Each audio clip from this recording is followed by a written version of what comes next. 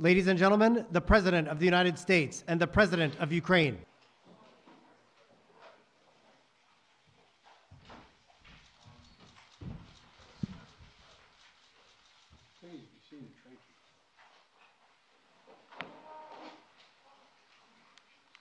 President Zelensky, I'm honored to welcome you back to the White House. We spent an awful lot of time on the telephone as well as on video, but it's good to see you in person again. And we've been in close and frequent communication throughout this conflict from the very beginning, but particularly, it's particularly meaningful to talk with one another in person, look each other in the eye, because leadership through this terrible crisis has inspired the Ukrainian people, as you have done, Mr. President, and the American people and the entire world. This visit to Washington, your first trip outside Ukraine since February, comes as President Putin is escalating his attacks, his brutal attacks, targeting critical infrastructure to make life as hard as possible for not only innocent Ukrainians, but children and young children, and everything from orphanages to schools. It's just outrageous what he's doing. And we've, as we've heard, as we head into the new year, it's important for the American people and for the world to hear directly from you, Mr. President, about Ukraine's fight and the need to continue to stand together through 2023. This visit also falls on the 300-day mark of Russia's brutal invasion of Ukraine. 300 days since Putin launched an unprovoked, unjustified, all-out assault on the free people of Ukraine. 300 days of Ukrainian people showing Russia and the world their steel backbone, their love of country, and their unbreakable determination, and I emphasize unbreakable determination, to choose their own path. To Ukrainian people, I say to them all, you have demonstrated, you have shown your strong stand against aggression in the face of the imperial appetites of autocrats who wrongfully believed they might be able to make might right, and they're not able to do it. Thus far, they've stood alone, and but you haven't stood alone. You have had significant help. We've never stand alone. You will never stand alone. When Ukraine's freedom was threatened, the American people, like generations of Americans before us, did not hesitate. The support from all across this country, Americans of every walk of life, Democrats and Republicans alike, had the resources and to rebound and resounding united way to provide unequivocal and unbending support for Ukraine. Because we understand in our bones that Ukraine's fight is part of something much bigger. The American people know that if we stand by in the face of such blatant attacks on liberty and democracy and the core principles of sovereignty and territorial integrity, the world would surely face worse consequences. And as I said, when Putin rolled his tanks into Ukraine in February, American people are prepared to have us stand up to bullies, stand up for freedom. That's who we are as Americans, and that's exactly what we've done. Even before the invasion began and Putin threatened Ukraine by building up his forces, we helped make sure Ukraine would be prepared to defend itself, even before they crossed into Ukraine. We provided a steady stream of defensive weapons, including air defense systems and artillery, ammunition, and so much more. And we've not done it alone. From the very beginning, the United States rallied allies and partners from around the world to stand strong with Ukraine and impose unprecedented, and I emphasize unprecedented, sanctions and export controls on Russia, making it harder for the Kremlin to wage this brutal war. More than 50 nations have committed nearly 2,000 tanks and other armored vehicles, more than 800 artillery systems, more than 2 million rounds of artillery ammunition, and more than 50 advanced multiple rocket launching systems, anti-ship and air defense systems, all to strengthen Ukraine. Together, we provided billions of dollars in direct budgetary support to make sure the Ukrainian government can keep providing basic fundamental services to the Iranian people, like healthcare, education, and emergency personnel. This includes another $2 billion that in direct budget support from the American people that the World Bank distributed earlier this week. We provided humanitarian assistance to help the millions of Ukrainians who have been forced to flee their homes because of Putin's inhumane, brutal war. Communities across Europe have opened their hearts and their homes to help Ukrainians in need.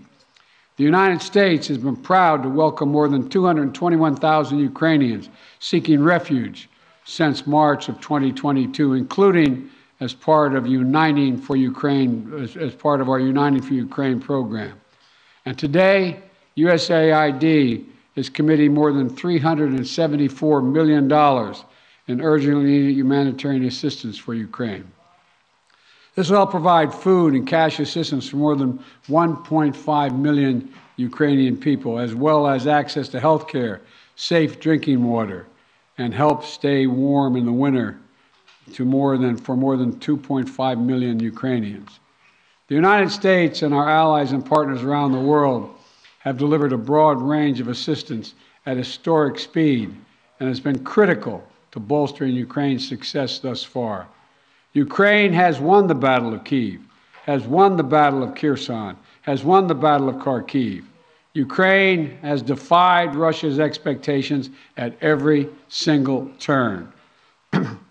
And President Zelensky, you have made it clear that he is open to pursuing, well, let me put it this way. He's not open, but you're open to pursuing peace. You're open to pursuing a just peace. We also know that Putin has no intention of stopping this cruel war. And the United States is committed to ensuring that the brave Ukrainian people can continue to defend their country against Russian aggressions as long as it takes. And I want to thank the members of Congress for their broad bipartisan support to Ukraine. And I look forward to signing the omnibus bill soon, which includes $45 billion in additional funding for Ukraine. I'll also sign into law the National Defense Authorization Act, which includes authorities to make it easier for the Department of Defense to procure critical munitions and defense materials for Ukraine and other key materials to strengthen our national security. Today, I'm announcing the next tranche of our security assistance to Ukraine. $1.85 billion package of security assistance that includes both direct transfers of equipment that Ukraine needs, as well as contracts to supply ammunition Ukraine will need in the months ahead for its artillery, its tanks, and its rocket launchers. Critically, in addition to these new capabilities, like precision aerial munitions, the package will include a Patriot missile battery, which will train Ukrainian forces to operate as part of the ongoing effort to help bolster Ukraine's air defense. It's going to take some time to complete the necessary training, but the Patriot battery will be another critical asset for Ukraine as it defends itself against Russian aggression. Altogether, today's new security assistance with humanitarian funding amounts to $2.2 billion in additional support for the Ukrainian people. We should be clear about what Russia's doing. It is purposefully attacking Ukraine's critical infrastructure, destroying the systems that provide heat and light to the Ukrainian people during the coldest, darkest part of the year. Russia is using winter as a weapon, freezing people, starving people, cutting them off from one another. It's the latest example of the outrageous atrocities the Russian forces are committing against innocent Ukrainian civilians, children, and their families. And the United States is working together with our allies and partners to provide critical equipment to help Ukraine make emergency repairs to their power transmission systems and strengthen the stability of Ukraine's grid in the face of Russia's targeted attacks. We're also working to hold Russia accountable, including efforts in Congress that will make it easier to seek justice for Russia's war crimes in Ukraine. Let me close with this.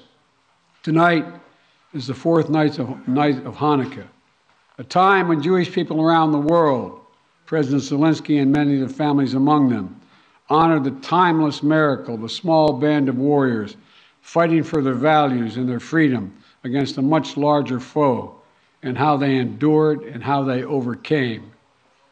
How the flame of faith, with only enough oil for one day, burned brightly for 8 days.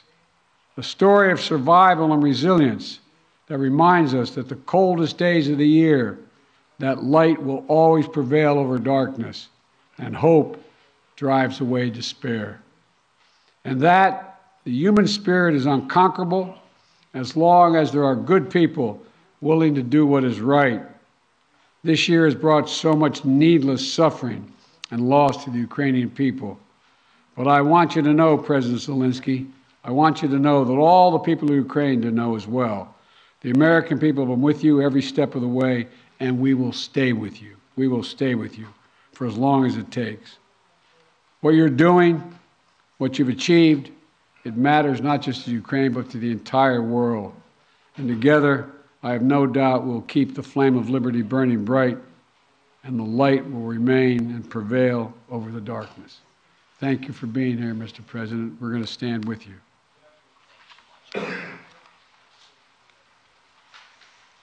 Thank you.